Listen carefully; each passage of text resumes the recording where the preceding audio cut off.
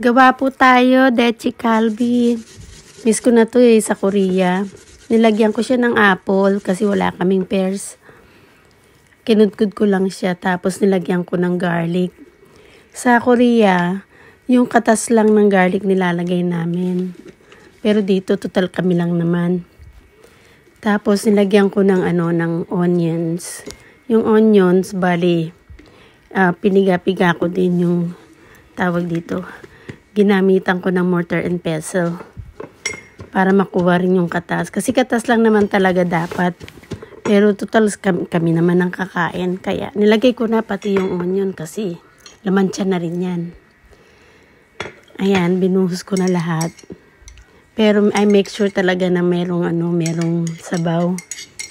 Ayan po, masarap po yan. Kakamis kasi sa Korea. Kaso nga lang, alam niyo yung soy sauce. Meron kasi akong blood pressure. Tapos, nilagyan ko ng ginger. Yung sa ginger, katas din dapat.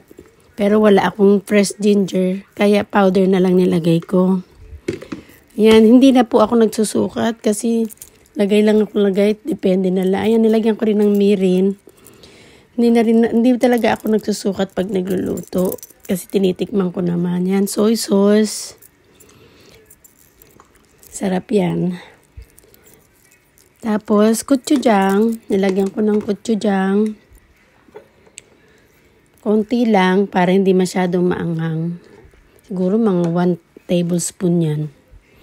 Honey instead of sugar kasi talagang nilalagay nila brown sugar. Pero yung mga matatanda na honey yata ang gamit nila. Ako po kasi honey lang talaga, ayoko ng sugar. Kasi hindi na tayo bumabata. Ano pa ba nilagay ko dyan? Sesame oil.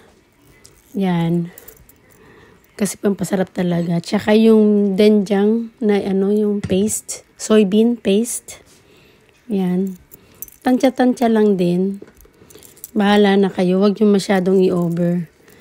Ayan yung pepper. Crushed pepper. Ground pepper. Tansya-tansya lang din. Kayo na bahala.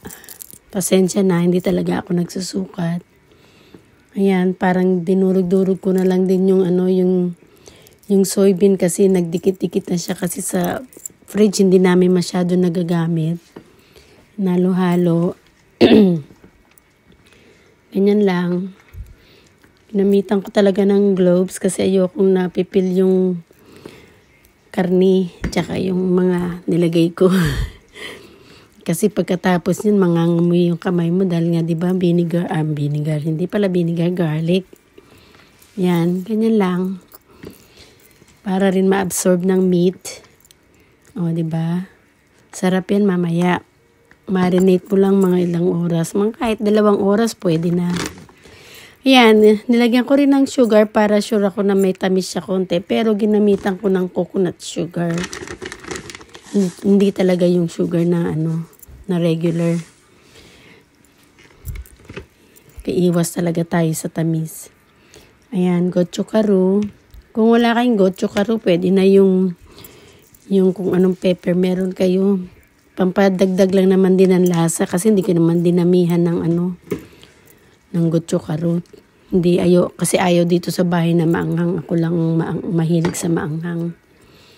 Yan, masa-masa. Yan, iwan muna natin. Pero habang minamarinate ko, gawa na rin ako ng Korean corn cheese para maiba naman. Yan yung binabad ko yan, corn tsaka yung onion. Tapos tinanggal ko yung sabaw na. Tapos niluto ko sa butter.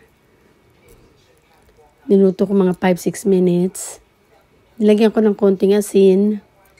Tapos, ayan, inibabawang ko ng mozzarella cheese. Wala kaming mozzarella cheese. Kaya yung stick cheese na lang na ginamit ko. Siguro naman mozzarella din naman yan eh.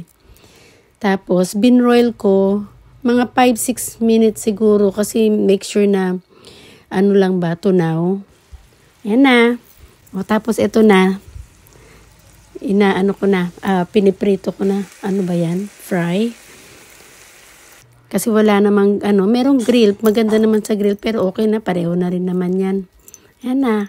Kakain na kami. Meron ng, Korean cheese, corn. Yung kanin ko din na nasunog. Ayan na, kain na tayo.